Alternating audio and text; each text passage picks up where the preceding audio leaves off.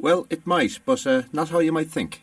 Yeah, it was a Sunday live game, Connor, and we'd driven down. One of the bonuses of being the driver of the minibus is A, you don't have to pay, and B, you get up for work on Monday morning in a reasonable state, usually. The journey down had been the usual, people drinking in the back of the minibus, the inevitable traffic jams around the North Circular Road, down around to White City and to Queen's Park Rangers ground. It's a fairly routine game, to be honest. FA Cup tie, I think we won 3-0. Came away, got a reasonable run out to London. By about 6 o'clock we arrived at a pub just outside Daventry, and they managed to talk me into staying for a couple of hours at this pub.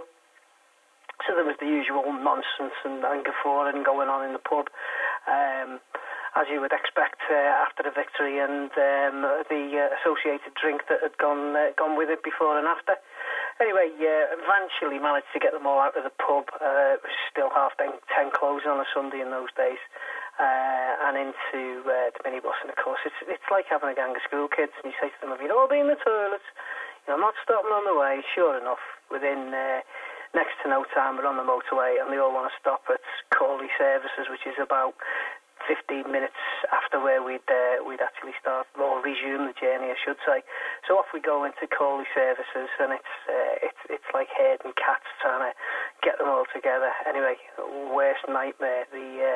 The catering manager decides that she's got to get rid of all these donuts, so she says to the lads, "Feel free, lads, you can have these donuts, they're only going to go to waste, you can take them." So of course every donut in the place gets taken back onto the minibus, and of course at first they've had a few pints, so they're all hungry, so some of the donuts are getting eaten.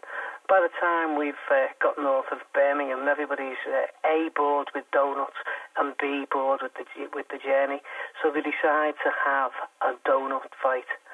So there are donuts getting thrown all around this minibus. And I must admit, at the time, I thought, well, if it keeps them happy and stops them talking about further stops, then fair enough, I'll go along with it.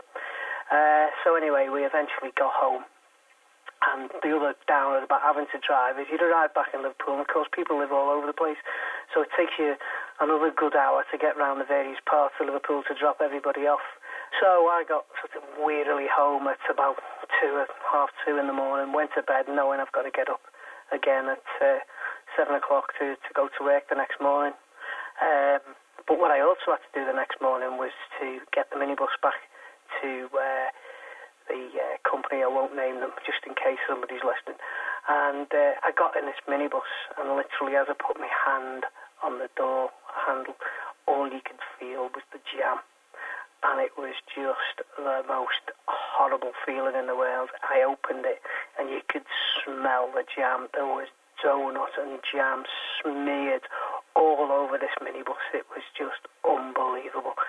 And I've got about an hour to get this minibus back without getting charged an extra day. Oh, and getting to work as well. So there I am, frantically cleaning it out, and as you can imagine, it's stuck. There's newspapers and whatever that have been left all over the floor, and there's jam stuck to it. It was just the most horrendous thing I've ever had to do after a football trip, and I've done some pretty horrible things, I can tell you.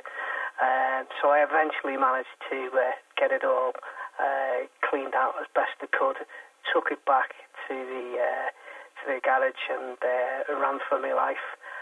Needless to say, we got away with it. We didn't have to pay, we didn't have to lose our deposit. We kept our deposit, but that was yet another firm that was off our list of people who we couldn't get a minibus off.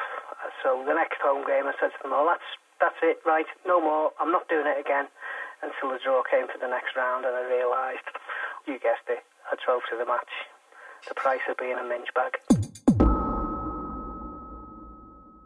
Our feedback section, and this is where we take a look at what took your fancy and delighted or annoyed you so much that you pinged off an email to us.